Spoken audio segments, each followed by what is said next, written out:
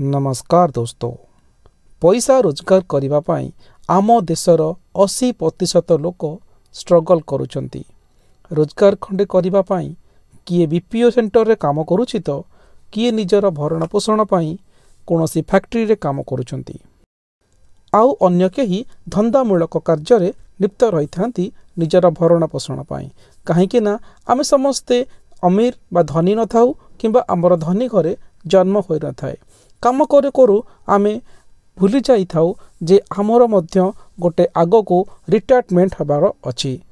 जेते बेले एई कथा आमे चिंता करू सेते बेले को समय सरी जाई थाए।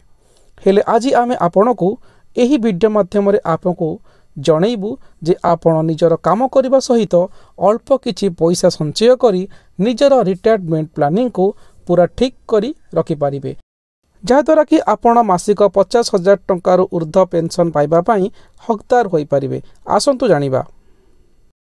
जानिबा केउठारे केते वर्ष एवं केते टंका आमे इन्वेस्टमेंट कले आम निजर रिटायरमेंट प्लानिंग को आमे सेव करि पारिबा।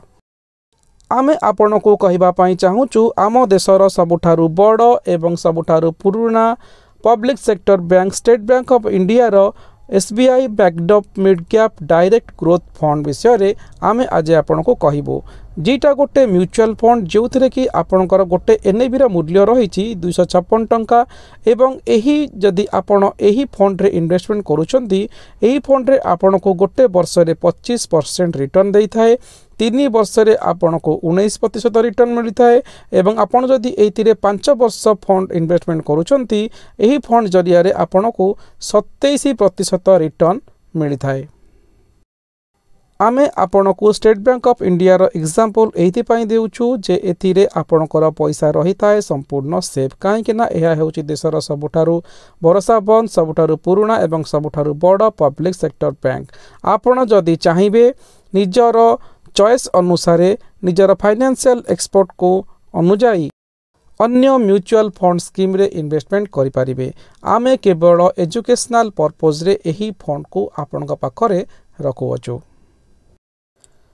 प्रिय दर्शक बंधु, एबे आसंतु जानिबा जे एही फंड टी किपरि काम करे आउ आमे जदि एही फंड रे केते टंका आमे लमसम हिसाब रे इन्वेस्टमेंट कले आमको केते रिटर्न मिलिबो आउ निजर रिटायरमेंट प्लानिंग रे आमे किपरि 50,000 टंकारु ऊर्ध्व टंका आमे प्रति मासरे पाई परिबे आउ एहा परे आम पाखरे आउ केते टंका बंचिबो ताहार संपूर्ण तथ्य आसंतु जानिबा एही वीडियो माध्यम रे।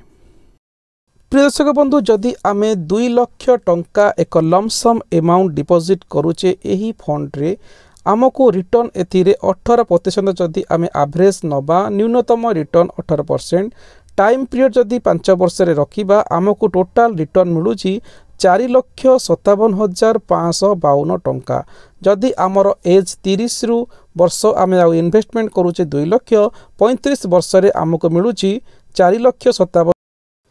वर्तमान आमे देखुअछे जे लमसम रे आमे 2 लाख टंका इन्वेस्टमेंट करथिले 5 वर्ष रे आमको मिलिला 4,57,552 टंका। आउ एति बेले आमर एज आमे 30 वर्ष रे आमे एही पैसा को इन्वेस्टमेंट करुथिले आउ आमको जेते बेले वर्तमान 55 किबा 60 वर्ष हेबा आम रिटायरमेंट आसी जिवो आमे किपरि SWP अनुसार बा अनुजाई आमे किपरि 50,000 टंका मंथली आमे पाई परिबा जहा कि आम निजर भरण पोषण पाई कामरे आसीबो।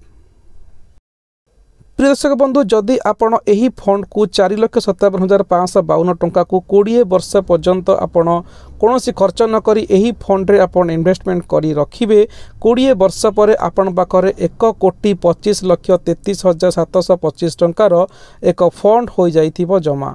आउ आपण SWP अनुसार आपण आगामी 5 वर्ष रे जदि आपण 50,000 टंका विथड्रॉ करूचंती ताले आपण 30 लाख टंका विथड्रॉल करिवे आउ तथापि आपण पाखरे बंची थिबो 2,57,00,000 टंका एवरेज। जदि आमे एही फंड को आगामी 10 वर्ष पर्यंत जदि आपण निजर रिटायरमेंट प्लानिंग पाई आपण विथड्रॉल करिया पई चाहूचंती सेही पैसा को आपण पाखरे रहिथिबो आउ आपण सेथिरे 50,000 टंका लेखे विथड्रॉल करिवे आउ आपण जदि एही फंड 10 वर्ष पई विथड्रॉल करूचंती आपण टोटल विथड्रॉल करिवे 60 लाख टंका तापर भी आपण पाखरे फंड बंचिकी रही 5,40,04,976 टंका। प्रिय दर्शक बंधु आपण बोधे जानीपारे जिते आपणकर मंथली आपणकर रिटायरमेंट प्लानिंग आपण करूचंती से अनुसार आपण को इन्वेस्टमेंट मध्य करने को पड़िबो। जदि आपण 50,000 टंका रु ऊर्ध्व टंका आपणकर मंथली दरकार से अनुसार आपणकर इन्वेस्टमेंट को मध्य आपण को बढ़ाइबा को पड़िबो। प्रिय दर्शक बंधु जदि आपण आमको पचारे जे ये जो फंड अच्छी आमको यही फंड एक्चुअल यह आमको मिलिबो कि नाही, यही फंड टी आमको ग्यारंटेड रिटर्न देबो कि ना।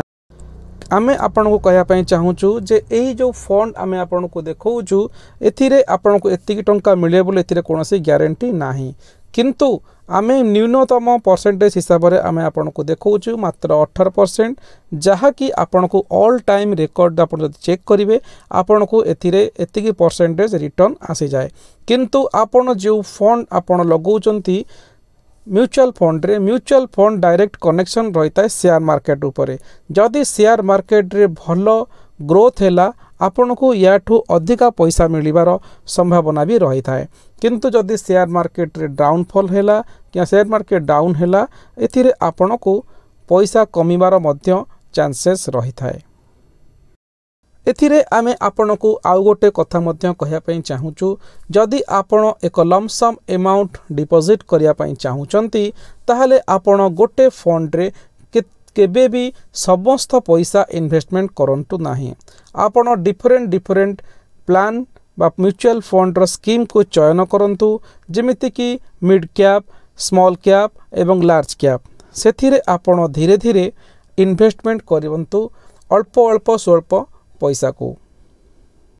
निजर समस्त अर्थ गोटे कंपनी किंबा गोटे संस्था रे आपण केबे भी डिपॉजिट करंतु नाही किंबा गोटे स्कीम रे समस्त पैसा पकांतु नाही। आपण विभिन्न प्रकार भल भल स्कीम चयन करंतु सेथिरे आपण परसेंटेज अनुसार स्मॉल कैप, मिड कैप एवं लार्ज कैप रे चयन करंतु फंड को। सेथिरे आपण इन्वेस्टमेंट करि चलंतु। आपण देखिबे आपणक पाखरे धीरे धीरे बहुत पैसा आपण पाखरे जमा हो जाइथिबो आउ आपणकर पैसा सेथिरे मध्य सेफ एवं सिक्योर रही थाए। प्रिय दर्शक बंधु एही वीडियो माध्यम आमे आपण को देखैलु जे आपण किपरि निजर स्वल्प इनकम थिले मध्य आपण गोटे फंड को चयन करी सेथिरे किछि लमसम अमाउंट अधिक डिपॉजिट करी निजर रिटायरमेंट प्लानिंग को पूरा सेव करि परिबे। प्रिय दर्शक बंधु SWP होइछि सिस्टमैटिक विड्रॉल प्लान। आपण जो प्लान रे आपण शेयर किनिथिबे सिस्टमैटिक विड्रॉल प्लान अनुजाई आपणकर जो शेयर आपण इन्वेस्टमेंट करिथिबे पूर्वरु जेते बेले आपणकर पैसा दरकार पड़िबो प्रति मासरे अल्प अल्प शेयर बिक्री होई आपणकर अकाउंट को पैसा आसीबो, जहा द्वारा कि आपणकर अकाउंट रे सब बेले पैसा प्रति मासरे ऑटोमेटिकली सिस्टमैटिक विड्रॉल प्लान जोगरे आसुथिबो। वीडियोटी किपरि लागिला आपण हमकु कमेंट बॉक्स रे जणाइबे। वीडियोटी भलो लागुतिले लाइक शेयर करबा को बिल्कुल भी भूलिबेनी।